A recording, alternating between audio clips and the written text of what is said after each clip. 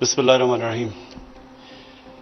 Rawalpindi chamber of commerce and industry, जनाब नासिर मिर्ज़ा साहब, मैं सबसे पहले तो आपको खराज तहसीन पेश करता हूँ कि ये जो आपने एक्सपो की और मेनली कंस्ट्रक्शन इंडस्ट्री की, तो इसकी भी आपको खराज तहसीन पेश करता हूँ। और फिर जो मैंने जो स्टॉल्स पे गया और जो उधर से मुझे इनपुट मिली, और एक आपकी भी इनपुट है कि ये कन्वेंशन सेंटर को इस्लामाबाद में एक एक्सपो सेंटर बना दिया जाए।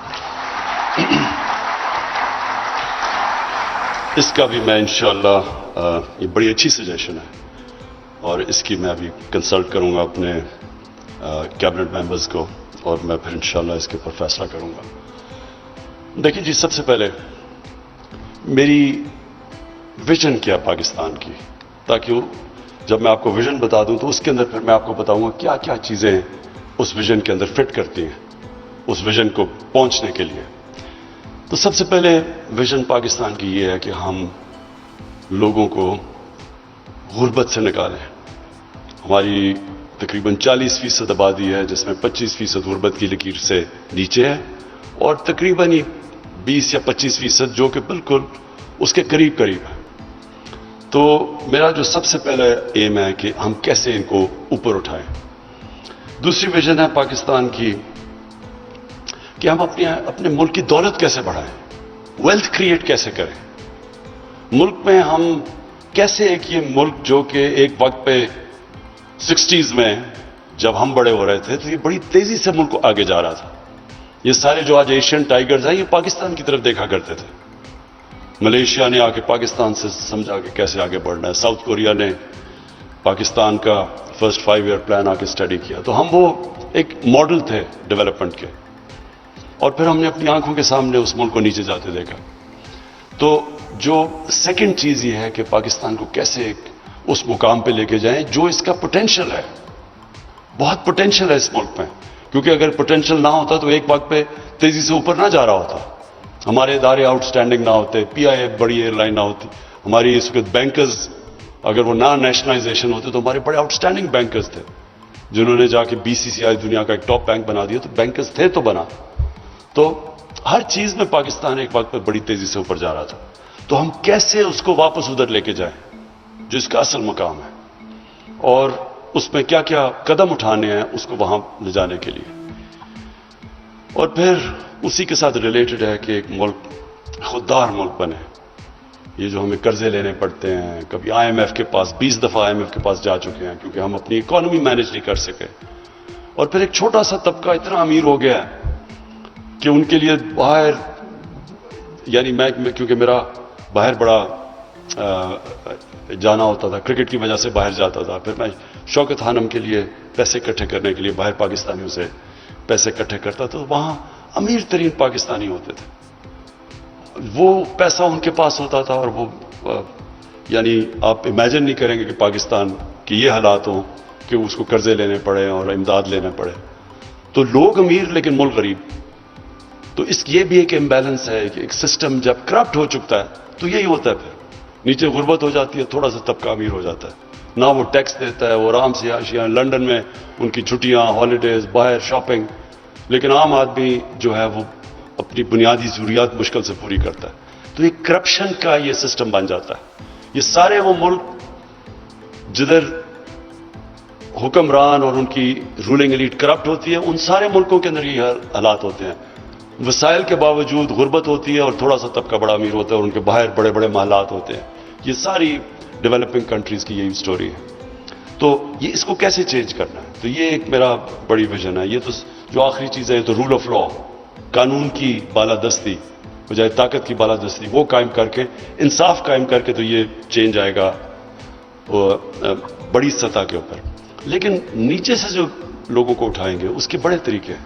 एक तो हम पूरा एहसास प्रोग्राम लेके आ रहे हैं। अभी जनरल हैदर ने मेंशन किया कि कामयाब पाकिस्तान, इंशाअल्लाह आप देखेंगे कि ये सिर्फ पाकिस्तान के अंदर नहीं, ये डेवलपिंग वर्ल्ड के अंदर एक मिसाल बनेगी कि कैसे एक कौम अपने कमजोर तबके को ऊपर उठाती है। इसके अंदर जो हम काम कर रहे हैं कभी पहले पाकिस्तान में नहीं हुआ कि हमने اور یہ انشاءاللہ 9 تاریخ کو ہم بڑے دھوم دھام سے لانچ کر رہے ہیں. اور یہ پروگرام میں کیا ہوگا کہ جو ہمارا 40% نیچے طبقہ ہے، ہر خاندان کو، ہر خاندان آپ یہ دیکھ لیں، یہ بڑا ایمبیشس پروگرام ہے. ہر خاندان کے لیے ایک خاندان کے فرد کو ٹیکنیکل ایجوکیشن دی جائے گی. خاص طور پہ اب جو آئی ٹی کا سیکٹر ہے، اس میں بڑی جلدی آپ لوگوں کو ٹرین کر سکتے ہیں اور بڑی جلدی وہ پیسے کمانا شروع کر سکتے ہیں. ایک خاندان کے اندر ہیلتھ کارڈ جائے گا. ہیلتھ کارڈ کا مطلب کہ 10 لاکھ روپے میں کسی بھی ہسپتال میں جا کے وہ خاندان کے فرد اپنا علاج کروا سکتا ہے مفت. تیسری چیز کہ سستے سود کے بغیر قرضے دیے جائیں گے. اگر شہر میں ہیں تو وہ اپنی کوئی دکان یا اپنی کوئی جو بھی اس قرضے پہ کر سکے، اپنا کاروبار کر سکے. اور اگر دیہات میں ہیں تو وہ ایک کسان کے لیے وہ سود کے بغیر ایک فرد کو قرضہ ملے گا. اور پھر جو لو کاسٹ ہاؤسنگ ہے، یہ پاکستان میں ابھی تک روٹی کپڑا مکان کی تو بات ہوئی تھی، لیکن کبھی اس کے اوپر کام نہیں ہوا. اب ہم مائکرو فائنانس کے ذریعے اس ایک خاندان کے لیے اس کو ہم فائنانس کریں گے اپنا گھر بنانے کے لیے. یہ اس لیے امپورٹنٹ ہے کہ کیونکہ لوگوں کے پاس کیش نہیں ہوتا گھر بنانے کے لیے، تو ہمارے شہروں کے اندر یہ پھیلتی جا رہی ہیں کچی آبادیاں. کراچی تقریباً 40% کچی آبادی بن چکا ہے. اور کیسے لوگوں کے پاس جب کیش نہیں ہوگا اور کیش کے بغیر گھر نہیں بنا سکتے، تو یہ جو ہم نے بڑی جدوجہد کی اس قانون کو عدالتوں سے نکالنے کے لیے، جس کو کہتے ہیں فور کلوجر لا، جب تک قانون نہیں ہوگا کہ اگر کوئی قسط نہیں دیتا تو اگر وہ بینک ایکشن نہیں لے سکے گا اس کے اوپر، وہ قرضے ہی نہیں دیں گے. تو اس لیے پاکستان میں ہاؤس فائنینسنگ کا کانسیپٹ ہی نہیں ہے. 0.2% پاکستان کے اندر اب تک گھروں کے لیے قرضے دیے جاتے ہیں. ہندوستان جو ہمارے ساتھ ہی ادھر بھی بڑے مسئلے ہیں، وہاں 10% پہنچ گئے. اور ملیشیا میں 30% ہاؤس فائنینسنگ ہے. اور یورپین امریکہ 80% سے اوپر ہے وہاں. تو ہمارے ملک میں تو کانسیپٹ ہی نہیں ہے ہاؤس فائنینسنگ کا. تو یہ 2 سال ہمیں لگے اس قانون کو، بڑی محنت سے یہ فائنلی قانون پاس کیا گیا. تو اب اس سے پہلی دفعہ پاکستان میں موقع ملے گا اس طبقے کا جس کے پاس کیش نہیں ہے گھر بنانے کا، ان کو اب ہم چانس ملے گی کہ وہ بینک سے پیسے لے کے تو اپنے گھر بنا سکیں. اور پھر جو نچلا طبقہ ہے اس کو پروٹیکٹ کرنے کے لیے گورنمنٹ سبسڈائز کر رہی ہے اس کو. ہم ان کے لیے 5 مرلے کے اوپر ہم نے پورا پلان بنایا ہوا کہ ہم صرف 5% سے اوپر سود نہیں جانے دیں گے. 5 یا 3؟ ہاں نہیں، کامیاب پاکستان میں تو بالکل ہم ان کو سود کے بغیر قرضے دے رہے ہیں. لیکن اس کے علاوہ جو کہ ہم چھوٹے لو کاسٹ ہاؤسنگ کے لیے ہم نے فریز کیا ہوا ہے 5%. ہاں، سو ہم نے 5 اور 3% کے اوپر فریز کیا ہوا ہے کہ ہم ان کو سبسڈائز کریں گے. گورنمنٹ اس سے اوپر سارا اٹھائے گی انٹرسٹ، تاکہ لوگوں کے اوپر مثلا ہماری کوشش یہ ہے کہ جو خرچہ ایک عام گھر کرتا ہے کرائے کے اوپر، بجائے کرایہ دینے کے وہ قرضوں کی قسطیں دے کے گھر اپنا بنا لے. تو یہ ایک انشاءاللہ پاکستان کی ہاؤسنگ میں آپ دیکھتے رہیں گے بہت بڑی ریولوشن آ رہی ہے. اور اس سے پھر ایک تو سب سے بڑا کام کریں گے کہ عام لوگوں کے لیے گھر بند اپنی چھت ہوگی.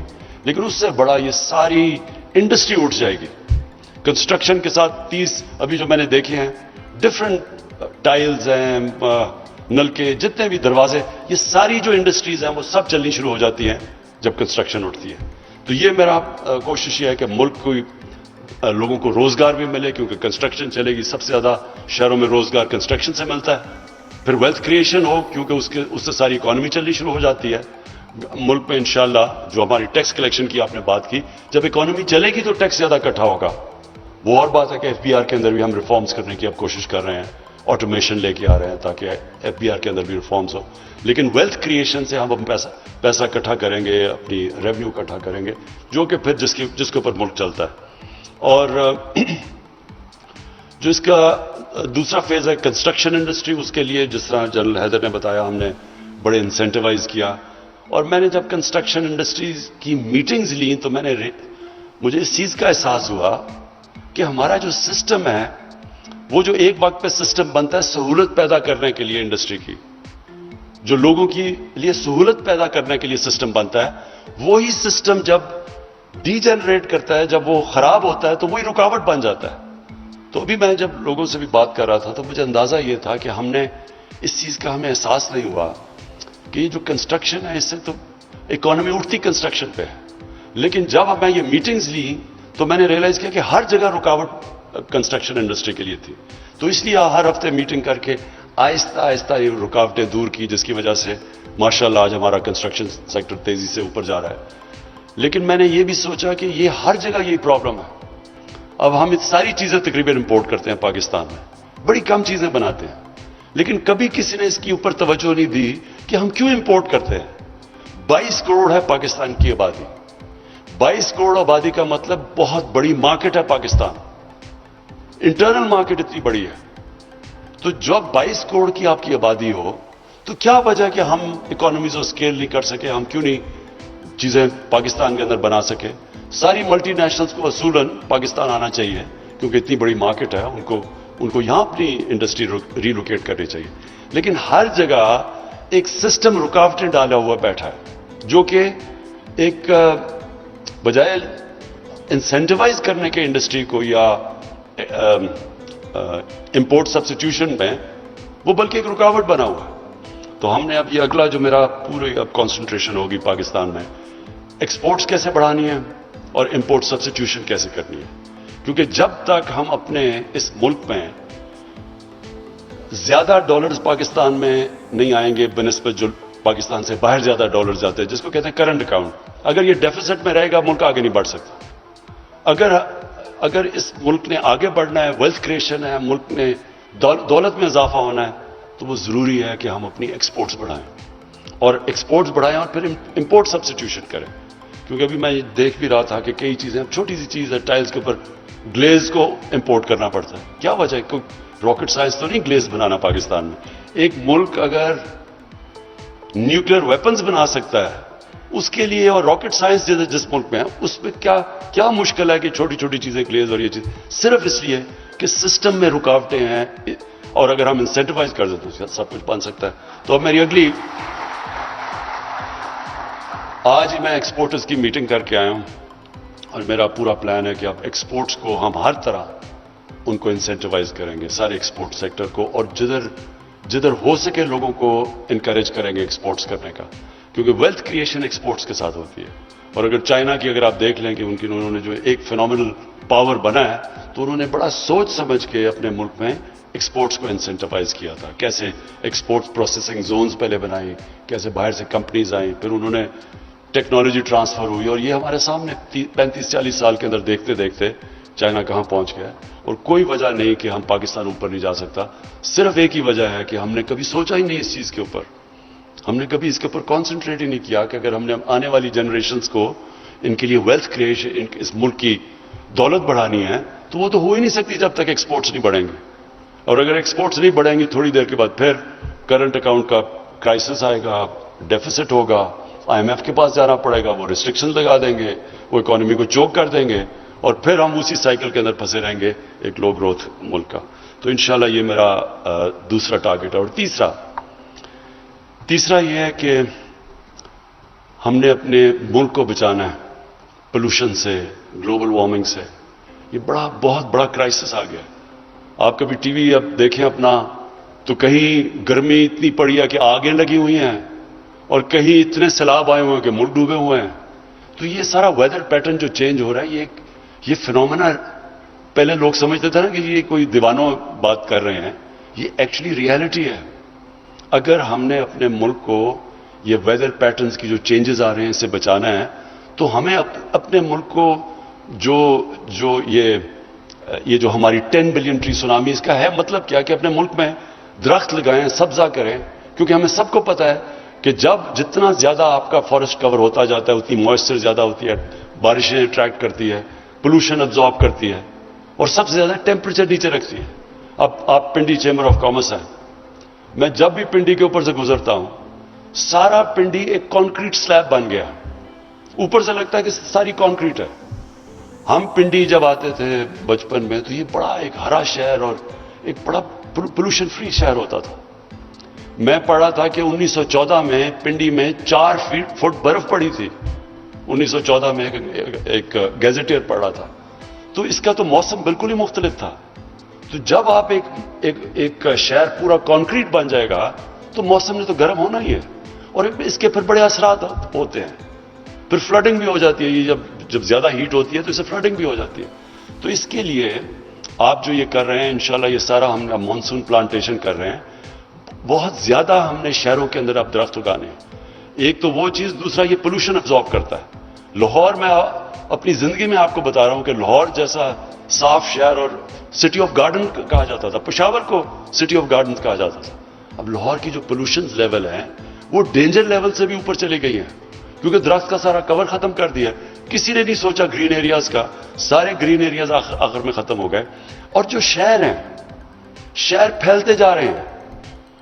آپ کو حیرت ہوگی یہ اسلام آباد کی کہ ہماری جو انوائرمنٹل منسٹری ہے اس نے بتایا کہ 1960 سے جب اسلام آباد شروع ہوا 2010 تک جتنا اسلام آباد تھا 2010 اور 2020 میں اتنا ہی بڑا اسلام آباد بن گیا.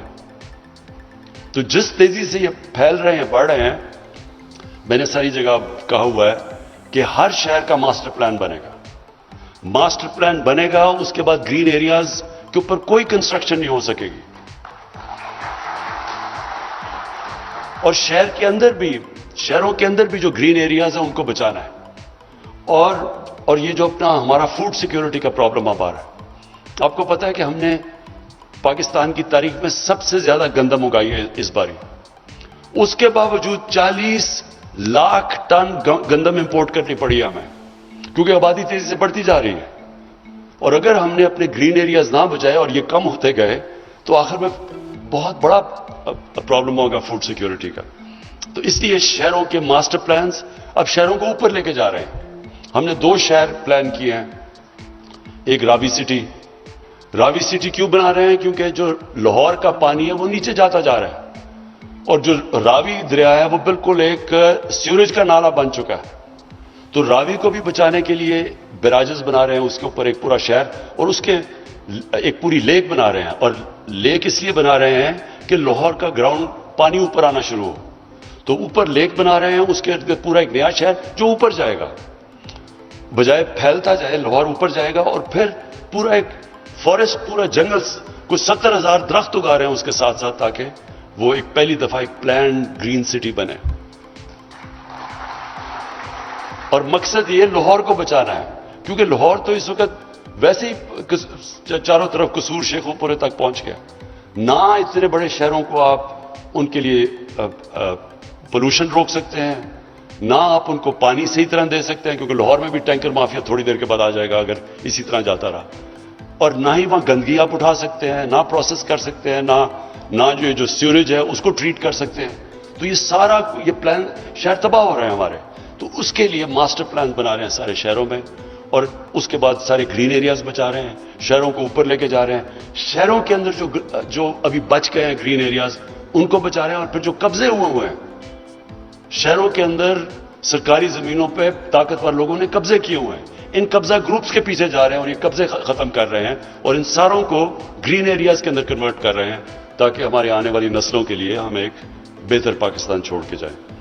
تو میں آخر میں پنڈی چیمبر آف کامرس کو پھر سے خراج تحسین پیش کرتا ہوں اس ایکسپوز کا. اچھا آپ نے مجھے آئیڈیا دی ہے یہ کنونشن سینٹر کا. انشاءاللہ آپ کو خوشخبری سناؤں گا تھوڑی دیر کے بعد. شکریہ.